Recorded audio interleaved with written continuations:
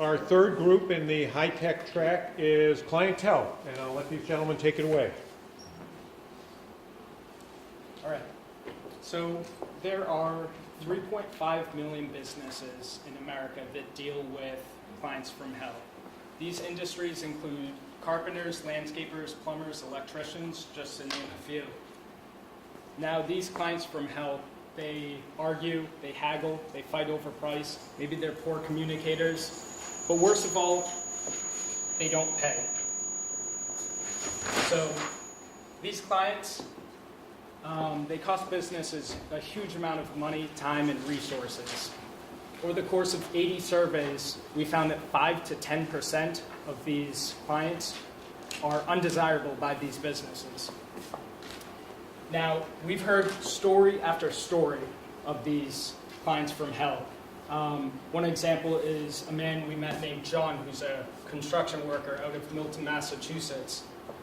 He loses $30,000 each year due to undesirable clients alone. Another example is my brother, who owns a fish aquarium service company. And he found himself a while back working paycheck to paycheck after building his own company for over 5 years. And at one point, he had a client not pay him just $3,000 for over 6 months. And this small amount of money almost cost him to lose his business. And fortunately, he was able to recover from this, but not every single business is able to do so. So clients, they have all these different types of tools. They have Yelp, Angie's List, the Better Business Bureau, Yellow Pages, that's just to name a few. Businesses, they have nothing. If a business finds themselves in a contract that is undesirable, there's really no easy way out of it.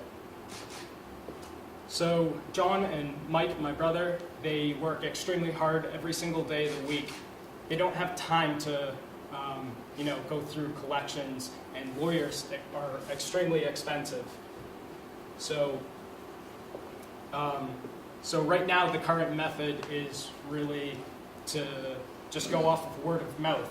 This is just not good enough, that we found. So I'm going to hand it over to my co-founder right now to talk about the solution. So that solution is Clientype. Now, Clientype is a fully developed web platform that will bring the information to your fingertips. It allows you to search for the information you need, and hopefully you won't have to walk into the unknown anymore and make costly and expensive mistakes. So this is not a preview, this is not an image, this is a fully working web app. So what we're going to do is jump right into it and demo how the process would work. And Brian is going to pretend to be a contractor, and he's going to go fix somebody's roof. We got any Breaking Bad fans out there? Awesome. All right, so let's pretend Walter White goes and gives us a call. So Brian knows that he's 60 minutes away. He sounds like he's legit, but he wants to make sure that he doesn't make a mistake. So he's going to type in his name and his address, and just make sure everything's on the up and up. So it looks like everything is pretty well set out. He's rated fairly highly, but there's a little bit of a problem with how easy he is to work with.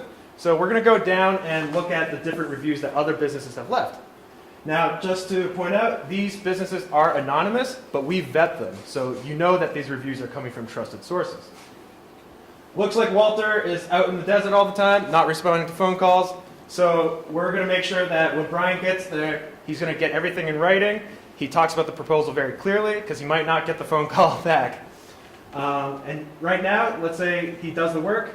2 weeks later, he leaves a review, and that's as simple as it is. So let's go back to the dashboard of this application.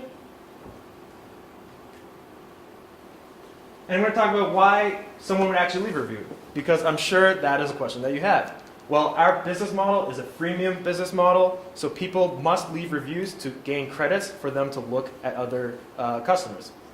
We're very generous with the credits. We give 10 different credits for each review that you leave. So it's not inhibitive at all. If you do want to go premium, it's $10 a month. And we don't need a specific split. We actually prefer people to be free users because they'll continue to grow the review base, which is the core value of our product, because without density of reviews, our business is worthless. Now let's go and talk about our team. So Brian and I have been developing this product for the past 8 months. We are web developers as well as business students. We are very savvy with technology.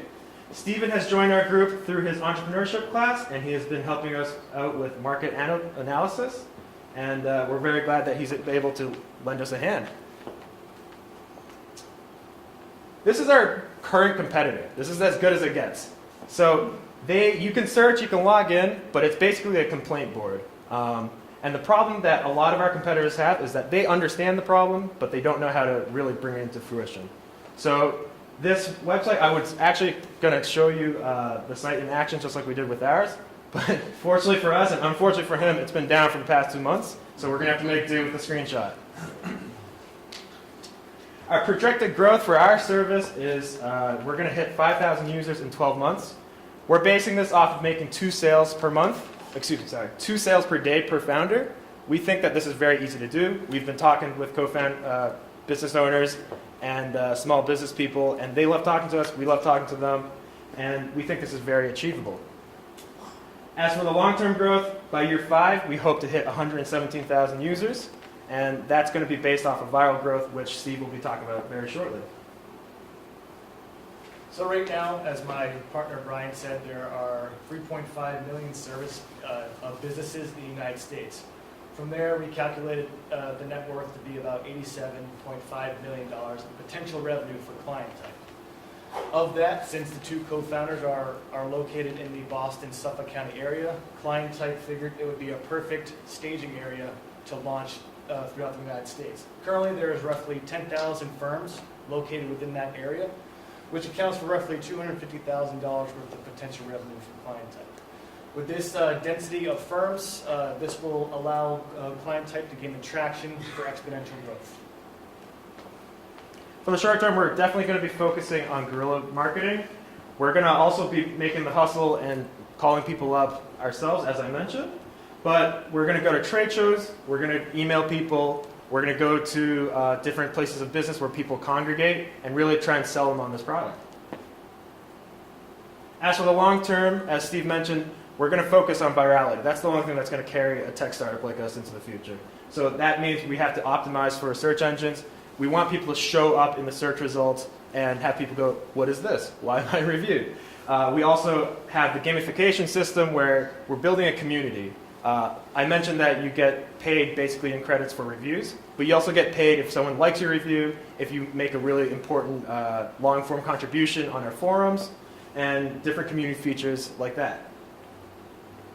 In the short term, we're looking for $11,000. We've been bootstrapping this so far, but we are able to work slowly, but with the $11,000, it can definitely advance us by 12 months down the timeline. That's going to go towards consulting fees that we're going to use to learn more about technology and also pay for our salary. So in the end, those 2 things do, in a certain way, end up being the product. So even though it's us, getting a salary and consulting, we're pouring that right into the product. Thank you guys very much. We hope you enjoyed the presentation, and we'd love to answer your questions. Right before we do, we're going to pass out some phones with the Clientype app loaded up. You guys can go to clientype.com yourself right now if you want, but just, if there's network issues, you can't log into UNH, we have the phones available. iPhone or Android?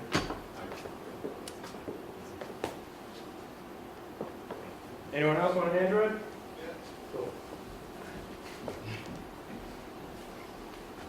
Great job, guys. Nice presentation. Couple of questions. So you talked about sort of in your startup period, you talked about a sale. Are you defining that as a user signing up for the service? Is that what that means? Correct. Signing up for the free service then? Correct. Okay. Yep. And then in the sort of beta test in Suffolk County, you said there's about 10,000 firms, and that represents $250,000 in revenue. So my question is, what percentage of those, in this test, if there's 10,000 firms, what percentage of those firms do you expect to capture, and what does that translate to in revenue, for you guys in that beta? So first off, each user, whether they're free or premium, we kind of conglomerate them into an average, and we expect $25 per year for just our total user base averaged out.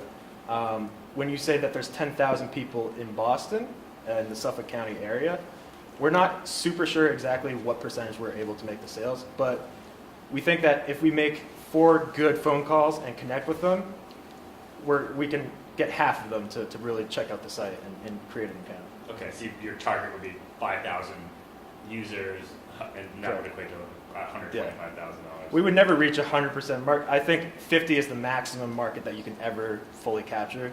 Even if you're Facebook, you have 50% of the market. Okay. So what do you think your biggest value is? You have 3 different things you're grading people on, right? Yep. But what do you think it is? Getting paid? Getting paid is definitely Getting paid is probably number 1. It's weighted the most heavily in the algorithm that displays the score. So when it's 4.5, even though someone left, maybe this guy isn't nice to me. It's like, a lot of people, they don't care. So I just want to get paid. So it's heavily weighted for the payment. So isn't that really controlled by the contractor anyway because of the fact that they write the contract? What do you mean? If you're having if you're providing a service for someone, you have, I get paid 50% before I come and show up. How you set that up is under their control, not the customer. We also felt that this site would help these businesses better set up a payment plan. If a client has a history of having, not paying or paying late, so they'll be able to better adjust. Exactly. Yeah, well, that makes a lot of sense. The other thing that I just as a comment is your customers are competitors. So your customers is going to my customer. How would I rate them? I mean, there's a little bit of a conflict here in regard to the people that are using your service being in the same business and being competitors with each other. In the sense we view it as if you provide reviews, you'll get this entire database. So you'll be able to search reviews of landscapers if you're a construction worker, and it'll really open up, these businesses understanding beyond just word of mouth what they use now. Let me add to that. I think it's a good question. So you guys mentioned that I think the businesses and the comments. Not the comments. Not the comments. The So businesses.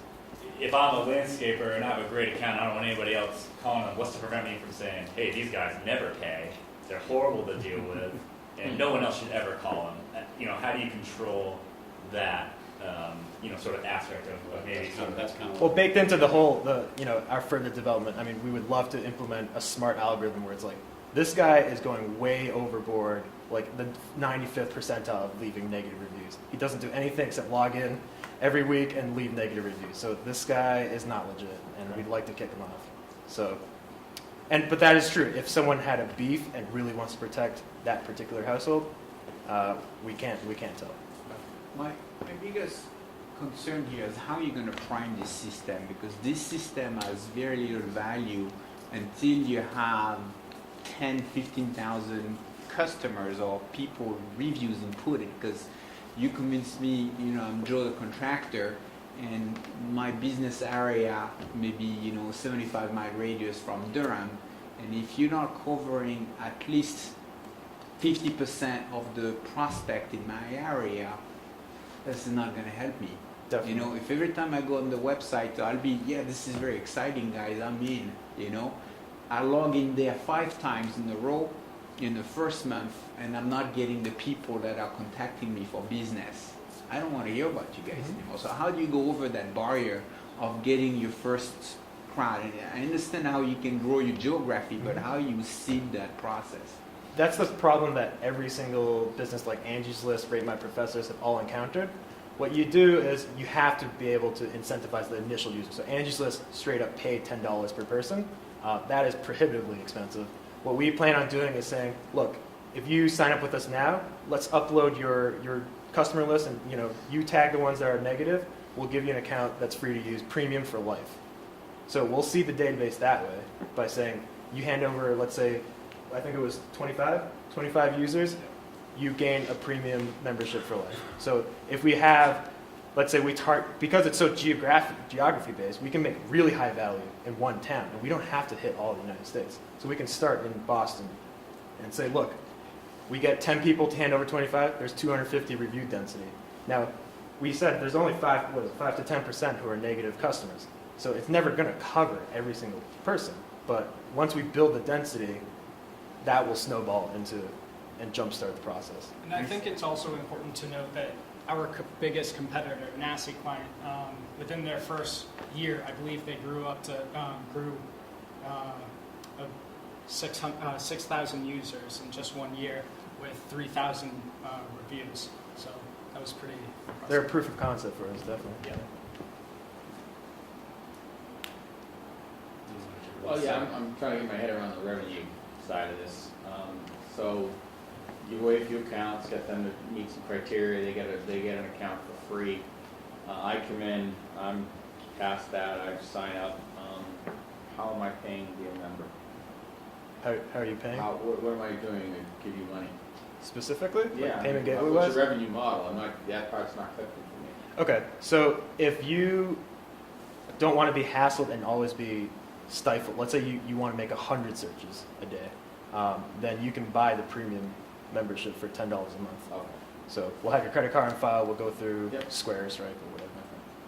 that's simple. I must have been on the phone and I missed that. Okay. So if I'm a consumer Mhm. and I get a bad review, what happens? Do I get notified that if I Google search something and I come up and it says, wow, Todd sucks and doesn't pay and all that, what happens and how does, if I want to contest that, what's that process like? Yep. You want to explain that, Ryan? Sure. We have basically multiple steps to solve this problem. Right off the bat, our site is completely anonymous, so the only people able to see these reviews are businesses. So you have to sign up as a business. And if you happen to be a business and a client who had been reviewed, and you have a problem with the review, we are open to setting up a system that allows us to look into it and choose whether it should be taken down or not. But we have the simple process. We don't want to be like, we're going to contest you or not. If you say there's a problem, we'll take your word for it because we don't want to have issues at all. And so adding to that, if you scale this like you want, say you have 1 million users, that means 1 million people can log in and see the picture of my house, my address, my phone number, and all that. So is there a privacy concern that you guys have, or should you be concerned about privacy for the consumers Yeah. themselves? There's definitely, privacy is huge. We're going to make it so people can opt out and not show up. But I would return the question and say, right now, every single person in this room, did you know that, on Google Maps, there's a picture of your house. On white pages, there's your parents, where you went to school, the past 4 locations you've lived in. So this problem does exist, but we don't have as many more problems than what's currently out there. So we're in the status quo of problems. Yeah, I don't disagree, but I think the difference there is a sort of a innocuous search to type in my name to Google and see some of that stuff. Whereas if someone's reviewing me poorly, then I maybe have a sort of negative beef right with your site, and then I'm maybe more upset that everyone can see my name. So it's just a question. I mean, is that something you guys are worried about? Or do you think it's open and available on the internet anyway, and it's just not? We're very worried. Yeah. Yeah, we definitely view that as a concern, but we try to create the site so that it is completely fair, or as fair as possible, so all the reviews are averaged, if you have more than 1 review, obviously. And then also the fact that you can provide good reviews. If you do have a good client, you can give them, a great review and a response. And we'll have filters available. You think you have a liability issue? I mean, considering investing in you guys, what's your liability when someone starts to say, Bob didn't pay or Todd didn't pay, and now Todd is wicked pissed at you, and he's gonna go after you because now everybody in the neighborhood knows that Todd is not paying. Now, But Todd might have had a really and good Todd reason. had a not good to pay. reason Yeah. is that Bob did a shitty job in the house and left, a 4-foot hole in the wall, and the light doesn't work, and his child got hurt and got electrocuted, you know, and now you're endorsing this. Right. Well, first off, we want to say that we're trying to create an atmosphere, and it has to come from the top. That, like, look, you have to be honest. We can't say we don't have a lie detector, but look, everyone else is being honest. If this person has a history of very positive reviews, and you leave negative, and you keep doing that for different households, then you've got a problem. Our non-existent right now algorithm will catch that in the future, we're hoping. So, But issues between customers and service provider, what it is, will always exist. There's a whole industry that gravitates and feeds on this. Mhm. So thinking that only the kind people are going to go onto your website is not very realistic. People are going to go there more to give negative feedback than positive feedback. I mean, sure. if I got, abused by 3 customers, I have much more incentive to bring negative feedback than the 200 before that have been perfectly fine. Yeah. Although you're giving credits, right? I mean, so if you have positive feedback, you are incentivizing them to not just do negative. correct. Yep. Yeah. And I've got to think, Angie's List, Yeah. they've made this thing work. Right. You're just sort of the other side of The the reverse. equation. Exactly. Inverse. You know, imitation is the sincerest form of flattery, right?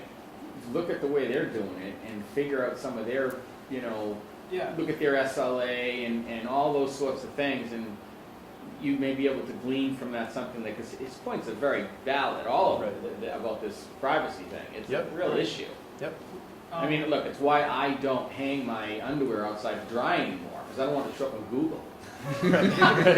Because they will. They'll mask my license plate for some reason, but they won't Still, cover yeah. my Yeah. underwear. What, Underwear. Rate My Professor, the website actually solves this. Recently, I believe they added kind of like a rebuttal feature for the professors to,